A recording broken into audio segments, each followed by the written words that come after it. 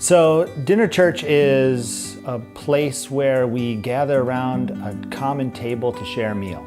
And the meal is worship. So it's a liturgy of word and sacrament during the context of a dinner. There were people in our community for whom Sunday morning worship just did not work. They just didn't sense that they were maybe welcomed or included or could be participants in what was happening in congregation on Sunday mornings.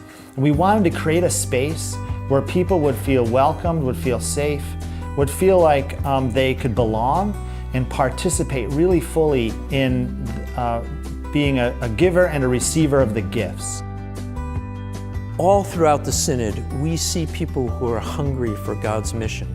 And we've been changing the way we're working, particularly with the resources we have. We have shifted our resources. We've reduced our operational costs by about $300,000 over the last 5 years. We have gone from less than 1% to 18% of our budget on new mission and renewals. The work we're doing in places like this are because we've changed our focus, because we are hungry for God's mission. One of the ways that we're using our new mission dollars is to use a tool called Mission Insight. It helps us understand who's in our neighborhood and how we can reach out to be in contact and cooperation with our neighbors. So this tool has been incredibly effective for us, and one of the congregations that has been using it to get insight into their community is Union Lutheran Church in York. We recognized here at Union a number of years ago that if we are placed here as our building, then our immediate outreach and immediate service is for the people here in this place. Every Sunday we have a community breakfast in partnership with G's Juke Joint and Life Path Christian Ministries here in York, and on ourselves, and even other partners who help contribute at time to time to make sure that we can provide a Sunday nice meal for people every week. The Mission Insight tool has helped provide lots of information, a lot of stuff to digest and to look into, but some of the great things it does is help to give an idea of the context and the socioeconomic background of the people who are located around our congregation.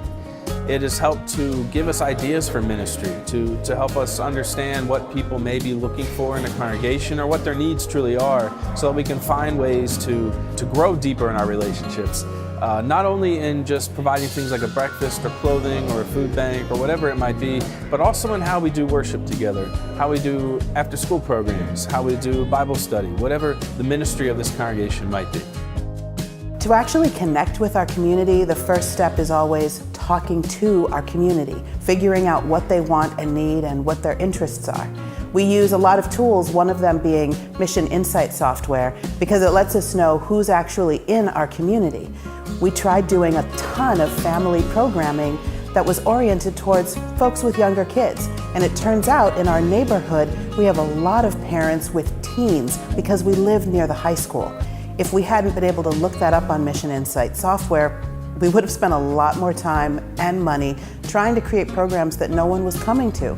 We had to figure out who was here and then how to reach them. We now have awesome teen programs and middle school programs that have lots of engagement from our community because they're targeted to who is actually living here.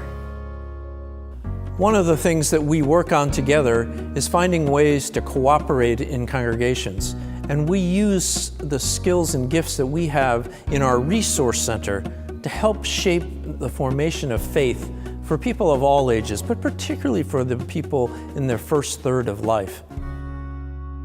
This morning in Sunday school, we started a series on parables of Jesus based on Amy Jo Levine's short stories by Jesus. And this was borrowed from the Synod Resource Center.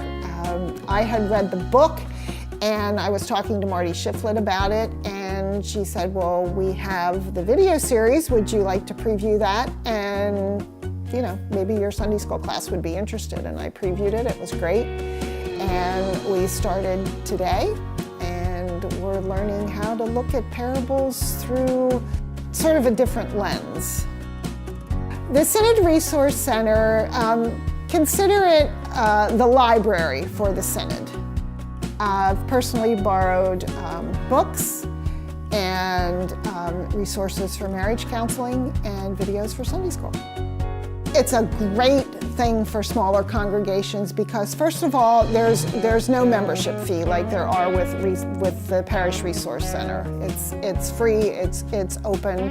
I look at it as a great stewardship of the church's resources. We don't need to spend money to buy these things. We can borrow them and send them back. I just think it's a great thing that we have. You've seen the ways that mission is being fostered throughout our synod. You have asked us to find ways to grow new mission in this place, and so we're working hard to do that.